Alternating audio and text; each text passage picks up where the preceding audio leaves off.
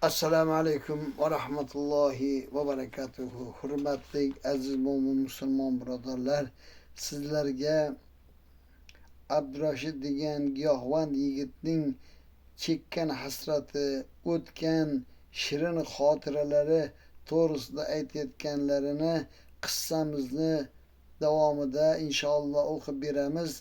Eshitib xulosa qilasiz degan umiddamiz. Hasrat. Yozni ayni chillasi. Tong mahal ko'zimdan negadir uyqu qochdi. Har tongdagi kabi hozir ham xo'rozlar tong otmoqda turinglar degandek biri qo'yib biri qichqirardi. Subahning mayin shamoli daraxtlarning barglarini shitirlatib yuzimni ohista mayin silardi. Sekin ko'zimni ochib buvamga qarasam, buvam menga o'rningizdan turing deb qo'ydilar.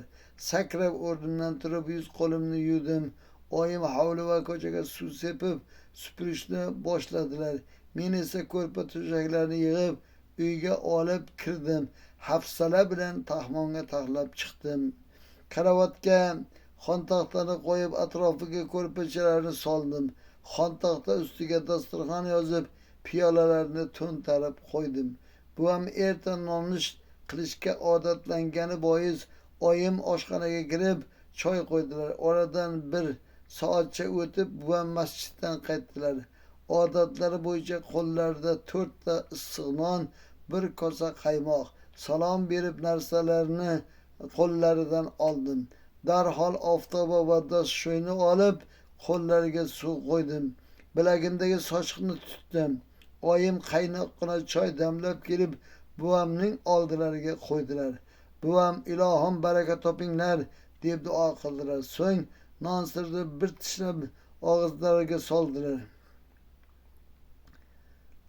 Bir piyola choy ichib bo'lganimiz ham yo'q edi. Darvoza taqillab qoldi. Uyimizga buvam bilan suhbatlashgani mehmonlar tez kirib turardi. Ularni kutib olish buvamning odatlari bo'lgani bois o'rinlardan turib darvoza tomon yurdilar va yetib bormay, "Kim u?" dedilar. "Men Husniddinman" degan ovoz keldi. Eshikni ochgan buvam, keling Husniddin, qadamingiz xayrli bo'lsin, xush kelibsiz, safo kelibsiz" dedilar. Darvoza oldida qo'llarida oq chit belboqqa tugilgan 4 ta non va bir kosada qaymoq ko'tarib Husniddin buva kulib turardilar. Buvamning taklifi bilan ichkariga kirdilar. Yugurib borib qo'llaridagilarni oldim. 5-6 kundan beri ko'rishmagan shekilli. Avval o'ng yelka, so'ng chap yelka va oxiri yana o'ng yelkalarini bir-biriga tekkizishib, quchoqlashib ko'rishdi. Buvam u kishini uyga taklif qilarkan, "Po'sht" deb qo'ydilar. Bu uyga nomahram erkakning kirib kelgani ayollar ko'zga ko'rinmasligiga ishora edi. Endi hovliga chiqqan oyim buvamning so'zlarini eshitib ichkariga kirib ketdilar. Mehmon kutish odatiy xizmatim bo'lgani bois tezda ichkaridan yangi ko'rpachalar, yostiqlarni olib chiqib joy tayyorladim. Husniddin buva uzun bo'yli, keng yag'rinli, ko'zlari o'tkir, oppoq soqoli o'ziga yarashgan, boshida Xitoy ko'ksalla, egniga oq ko'ylak, shalvar kiygan, ustidan ko'kimtir yaktak, beliga belbog' bog'lab, unga chust pichog'i taqib olgan, oyog'ida mahsi kavush, gaplari shirin, ovozi yo'g'on viqorli otaxon, qo'lida hassa yurgandan salovat va viqor bilan qadam tashlab milliy kiyimidan faxrlanib yuradigan haqgo'y, halol, ajoyib inson. "Assalomu alaykum Husniddin buva, xush kelibsiz" dedim va yana takroran qo'limni ko'ksimga qo'yib, boshimni salgina egib, "Va alaykum assalom, barakalloh Abdurashid o'g'lim, umring uzoq, iymoning salomat bo'lsin, ikki dunyoda baxtli bo'l, Alloh hidoyatidan adashtirmasin" deb menga qo'l uzatdilar. Bu ham odobning bir turi. kattalar qo'l uzatishadi, kichiklar tezda ikki qo'llab borib qo'llarini olishadi. Qo'llarimni ikki qo'llab siqib sekingina siltagan holda salovat aytdilar. Ikki qo'llab qo'llarini siqib silkib salovat aytib ko'rishsa gunohlari to'kilar ekan. Ya'ni Allohumma solli ala Muhammadin va ala ali Muhammad kama sollayta ala İbrahim ve ala ali İbrahim deb demak ko'rishganda qo'llarini silkib bir-birlariga mana shunday salovat aytish odat. Husniddin buva buni yaxshi bilgani bois shu tariqa ko'rishar va boshqalarga ham shuni o'rgatardilar. Husniddin buva karavotning to'riga buvamning qistovlari bilan o'tdilar va qo'llarini ochib, Robbim manzili baytlarimizni barakotli ayla, tinchlik, osoyishtalik va xotirjamlik, ibodatingda qoyim, zikrlaringda sobit, iymonimizni bo't et, hammaga omad ato qil deb duo qildilar.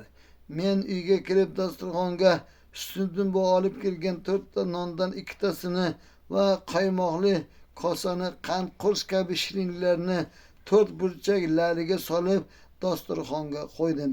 Bir ozdan keyin issiq choy damlab keldim va yana xizmat bormi degandek buvamga qaragan edim, indamadilar. Sekin keyingi yog'och kalavatga borib o'tirar ekanman, ularning suhbatlariga quloq sola boshladim. Bir ozdan keyin borib o'tirib ularni bir maromdagi suhbatdan meni uyqu eltar, qariyalarning so'zlarini uzuq yuluq eshitardim. Ular yoshlik davrlarini boshlaridan o'tkazgan og'ir kunlarni eslashi, so'ngra bugungi hayot, yoshlarning taqdiri to'g'risida gapira turib, do'stim, siz bilan birga o'tirsam ko'nglim yayraydi. O'tgan mashaqqatli sinovlarga boy umrimizni sarhisob qilib ko'nglim tog'dek ko'tariladi. Kaminai kamtarining hurmat qilib kelibsiz, bundan boshim osmonga yetdi. Bizdek xatokor do'stingiz sizni anchadan buyon borib ko'ra olmadim. Uzrimni qabul aylang dedilar buvam. Vaholanki bundan 15 kunlar oldin Husniddin qorining ziyoratiga buvam bilan birga borgan edik. Rahmatli ustozlarimiz o'zaro do'stlik rishtalarini mustahkam bog'lamas ekansizlar, jannatga kirmaysizlar deb aytishgan. Men eng yaqinlarim, yaxshi ko'rganlarim bilan jannatda birga bo'lishni xohlayman. Didor g'animat bizga tikilib turgan Abdurashiddek o'g'illarimizga nimani meros qoldiramiz? Ular millatimiz, tilimiz, go'zal odoblarimizni bizdan ko'rgan va o'rgangan omonatlarga xiyonat qilmay, kelajak avlodga yetkazishlari kerak. Bu narsalarni ular bizdan olmasa, o'rganmasa, boshqa kimdan ham o'rganardi. Bu borada ma'naviy javobgarlikni sezsinlar degan umidda tez uchrashib tursak, foydadan xoli bo'lmas deb o'ylayman. Barakalloh, haq gapni aytdingiz. Agar biz ularga go'zal xulq, odob va axloq qoldirmasak, ular o'zlarining kimligini ham unutib qo'yish xavfi bor. Ahmadjon do'stim, dedi Husniddin ota, o'zi asrasin, xalqimiz kundan kunga ko'p narsalarni yo'qotib bormoqda. Sho'rolar turli nayranglarni o'ylab topib bolalarimizning tarbiyasini buzyapti. Har xil gunoh ishlarga, xossatan mayxo'rlikka, buzuqlikka o'rgatib, iymon e'tiqoddan uzoqlashtirmoqda. Bu ketishda bularning ahvoli nima kechadi? Ishqilib oxiri xayrli bo'lsin, dedilar Husniddin bosalmoqlanib. Qori amaki va buvam kabilar yurt, millat qayg'usida kuyar. Bunday so'zlarni aytishdan aslo cho'chishmasdi. Sababi ular sadoqatda mustahkam edilar. Vataniga sodiq, chin farzandning yurtga muhabbati mustahkam bo'lsa, hech narsadan qo'rqmaydi. Sadoqatli insondan har qanday zo'r ham cho'chiydi. Yurtini sevmasa, iymoni zaif bo'lsa, ko'chadagi daydi it ham qopib o'tadi dedilar bu. Bu o kishining oltinga teng so'zlari edi. İnşallah yana davomini o'qiymiz. Mana bu hikoyamizdan shuni anglashimiz kerakki, giyohvand moddasiga giriftor bo'lib, yoshi bir joyga yetganda qilgan ishlaridan pushaymon bo'lib, yoshligini, bobolari bilan bo'lgan suhbatlarni, ularga qilgan xizmatlarini eslagan yigit hasrat va nadomatga tushib, o'tib ketgan umrini, zoya ketgan umridan pushaymon bo'lganligini ushbu so'zlardan ham anglab tushunib yetsak bo'ladi. Assalomu alaykum va rahmatulloh.